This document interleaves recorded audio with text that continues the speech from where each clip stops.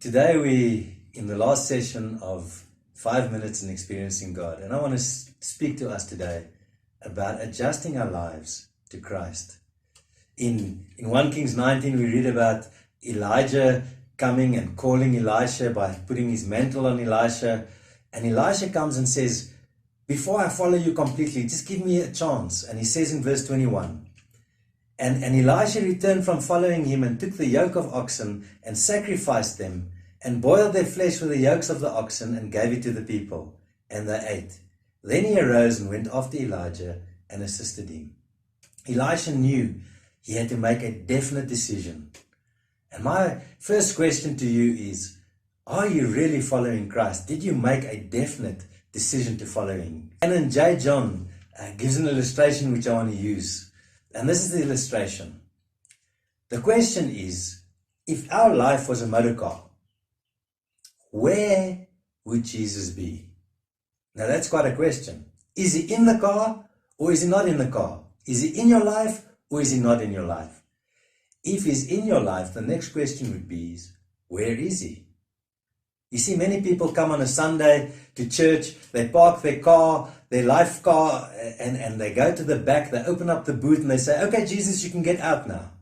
And then they take Jesus with them into the church service, and after an hour or hour and a half or 2 hours, whichever, they come back and then they open the boot again and they say, okay, Jesus, you can get back in again until next week. Is that where Jesus is in your car, in your life? If he's in your car, maybe you'd say, no, he's not in the boot. Then where is he? He's in the back seat. In the back seat where you're driving and you are in control. And I know most of you know where I'm going with this. But the following question is he in the driver's seat? Because if he's in the driver's seat, that's where he should be in your life. But I've got one more question. If he's in the driver's seat, are you a backseat driver? Are you the one that sits at the back and he says, Jesus, where are you going now when he takes the first turn? No, I'm going down the road where of giving. I'm going to give. Oh, Lord, but I don't want to give now. He takes the next turn. Where are you going now, Jesus? Oh, I'm going down the street of forgiveness. But I don't want to forgive. Are you a backseat driver trying to tell him what he must do with your life? Or are you willing just to follow him? And are you willing to adjust your life to follow whatever he asks of you? You see, Elisha came and he went back and he did two things. First of all, he sacrificed the oxen. What does oxen stand for? Oxen stands for our securities, our bank balance, our different securities in our lives. Are you willing to sacrifice? Are you willing to really come and sacrifice to Christ, to say whatever you ask? When we read in Luke 9, Jesus says, anyone who intends to come with me has to let me lead. This is in the Message. Has to let me lead. You're not in the driver's seat. I am. In the NIV it says, if anyone would come after me, he must deny himself and take up his cross daily and follow me. And my question is, are you willing to follow Christ completely? That's the first thing. Giving up, sacrificing the things that are most important to me, saying, God, this now belongs to you. Whatever you want to do with it is okay.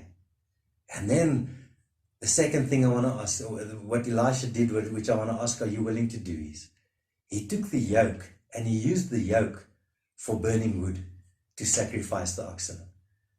And he could have used trees, he could have used other wood. He used the yoke. Why? Because spiritually, a yoke is something that keeps us bound to something else. And my question to you is, are you willing to burn the yokes? Are you willing to burn the yokes of your past? Are you willing to burn the yokes of your own plans, your own securities, your own failures or successes? Are you willing to burn that yoke? Are you willing to burn the yoke of anything that is keeping you back from following Christ? You see, Christ says that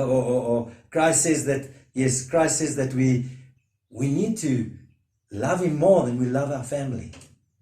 He says we need to love him more than we love our own life.